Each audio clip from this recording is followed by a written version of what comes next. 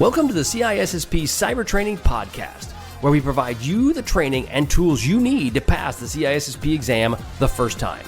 Hi, my name is Sean Gerber, and I'm your host for this action-packed, informative podcast. Join me each week as I provide the information you need to pass the CISSP exam and grow your cybersecurity knowledge. All right, let's get started. Good morning, it's Sean Gerber with CISSP Cyber Training, and I hope you all are having a wonderful day today. Today is CISSP Question Thursday. Today we're going to be going over questions in Domain 2.5. So it's going to be pretty amazing today. I'm fully expecting you all will have a lot of fun with this. As we are recording this, it is getting hit with the polar blast, which is like super cold, really cold. So I'm nice and warm, tucked away, recording this podcast down in my office. So it is exciting stuff. So let's get started without any further ado. Okay, so question 1. Which of the following is not a risk associated with retaining end-of-life assets? Now, as we get into these questions, we're going to be talking about end-of-life products, and this is as related to domain, or I should say the episode that we last had, and this is Domain 2.5. So what of the following is not a risk associated with retaining end-of-life assets? 1. Increased susceptibility to known and future exploits. B. Compliance violations due to unmet security controls. C. Improved performance and integration with newer systems. Or D. Operational disruptions from hardware failures or software incompatibilities. So which of the following is not a risk associated with end-of-life assets? And the answer is C, improved performance and integration with newer systems. This is typically not a risk that's be associated with end of life because it kind of contradicts the inherent decline as a functionality piece of this. So end of life assets are usually performance is going down. It's not actually going up. Question 2. A manufacturer stops providing technical support for an asset, marking its end of support date. This means what? A. Spare parts will no longer be available for the asset. B. The asset cannot be connected to the internet anymore.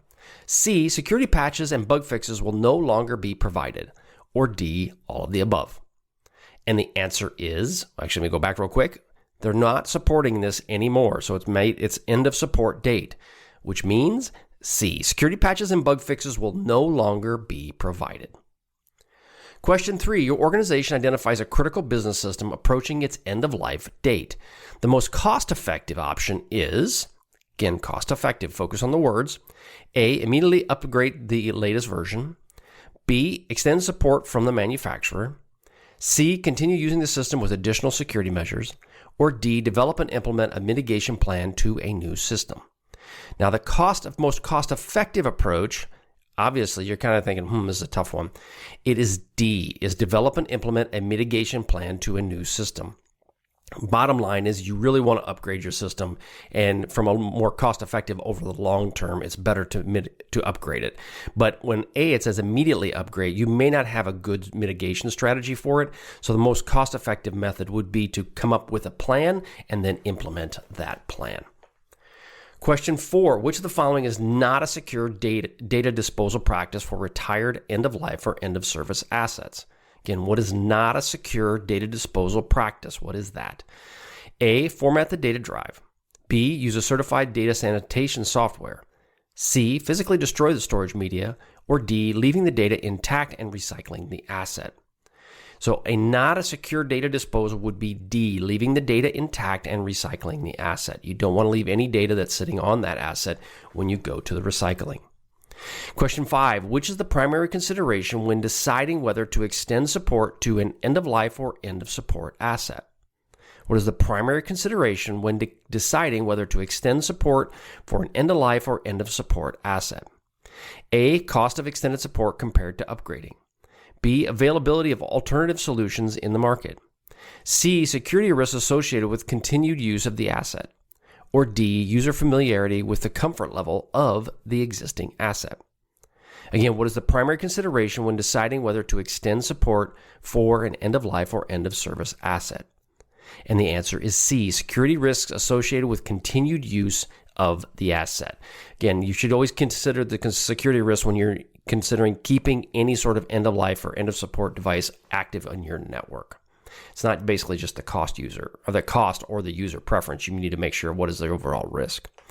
Question 6, what industry regulation mandates a specific security controls for a type of asset your organization uses? Most of these assets are approaching their end of life or end of service dates.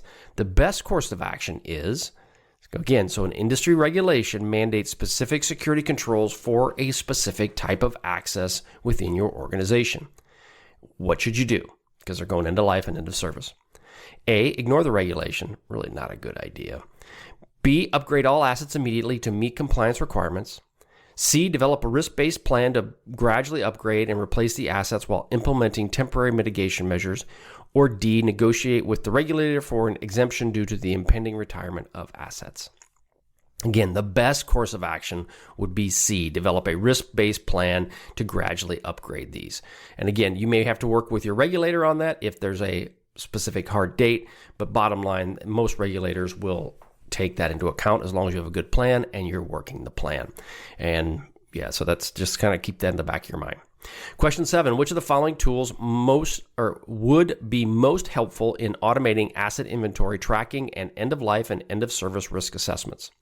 Which of the following tools would be most helpful in automating asset inventory tracking and end of life, end of service risk assessments?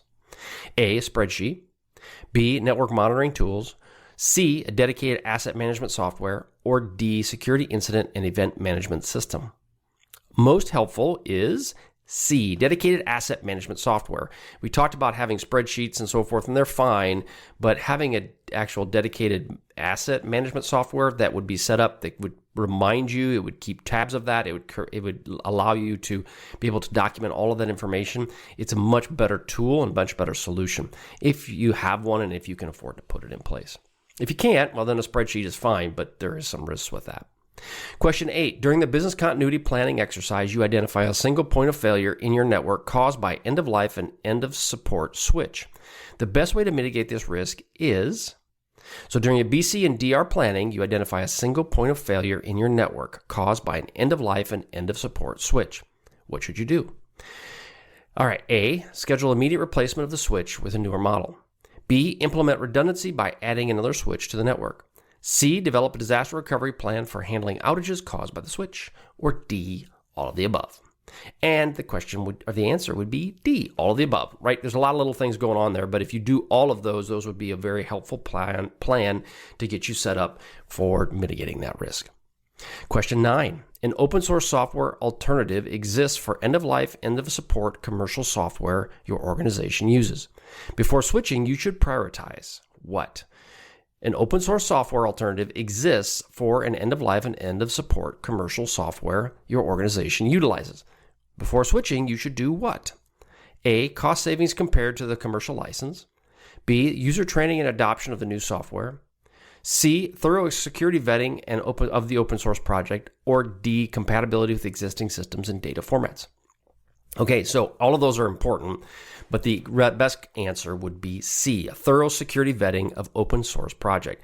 It doesn't do any good to do the planning, the training, and all of those things if the actual product itself has got security issues. Question 10, which of the following is not recommended practice for employee awareness about end of life and end of support risks? A, regularly conduct training sessions on secure data handling practices. B, encourage employees to report suspicious activity or potential vulnerabilities.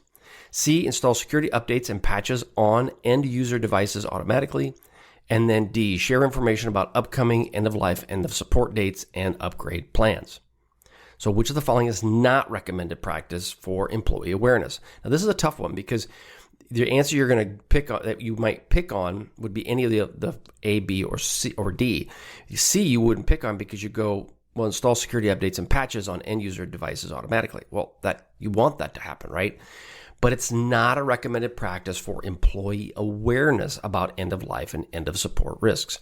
So the A, B, and D all are something you would probably want to talk to your employees about. C, you wouldn't talk to them, you just install it automatically. So therefore the answer is C. That's one of those that would catch you. Question 11. You manage a large fleet of laptops, many nearing their end of life date. A cost-effective option to extend their lifespan while mitigating the security risk is A. Implement virtualization, migrate users to virtual desktops. B. Install open source security software on each laptop.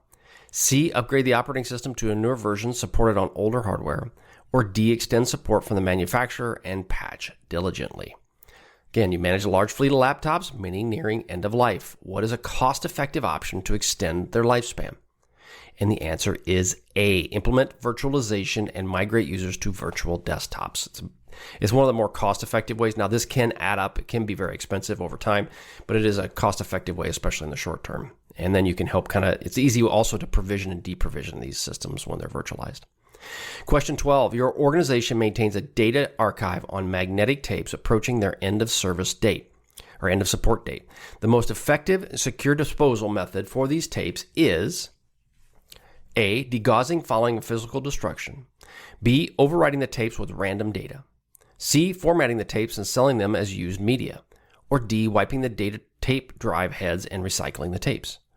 Again, this maintains a data archive on magnetic tapes approaching end of support date. The most secure disposal method is A. Degaussing, followed by the physical destruction of them. Basically, the rest of those are not the most secure options. They are available and they can be used, but they're not the most secure. Question 13. A third-party vendor offers extended support for end-of-life, end-of-support network firewall your organization relies on. Before deciding, you should evaluate what? The third-party vendor offers extended support for end-of-life and end-of-support network firewalls your organization relies on. What should you do? A. The cost of extended support compared to the immediate replacement. B. The security vulnerabilities known to exist in the end-of-life and end-of-support firewall. C. The vendor's reputation, track record in providing quality support. And then D. All of the above. Yes, the answer would be D, all of the above. They're all very important things that you would do to evaluate whether you would decide on doing extended support or not. During a risk assessment, you discover several end-of-life and end-of-support servers still running critical applications. The best mitigation strategy is, so during an assessment, you discover end-of-life and end-of-support servers still running critical apps. What should you do? A, immediately shut down the servers and find alternative solutions. B, implement additional network segmentation and intrusion detection systems. C, patch diligently and apply temporary security controls while planning a migration. Or D, secure physical access on the servers and restrict user access. So each of those could be used in some form or fashion, but bottom line, the best answer is C, patch diligently and apply temporary security controls while determining how you're going to migrate them off. Question 15, which of the following is not a best practice for reviewing and adapting your end-of-life, end-of-support management strategy? Which of the following is not a best practice for reviewing and adapting your end-of-life, end-of-support management strategy? A, monitor industry trends and emerging threats related to the outdated technologies. B, track changes in compliance requirements and regulations affecting your assets. C, conduct periodic risk assessments to update the priorities for your asset retirement. Or D, rely solely on vendor recommendations for upgrade paths and support options. Again, which of the following is not a best practice for reviewing and adapting your end-of-life, end-of-support management strategy? The answer is D, rely solely on vendor recommendations for upgrade paths and support options. Bottom line is they can give you some recommendations and some paths to do this, but at the end of it, when it's all said and done, it still comes down to you. You have to be able to understand this yourself and be able to go down this path and understand what you're going to do from an end-of-life and end-of-support strategy.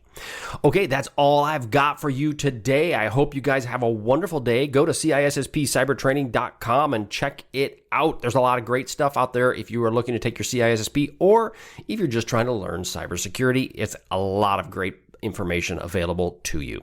All right, have a wonderful, wonderful day, and we will catch you on the flip side. See ya.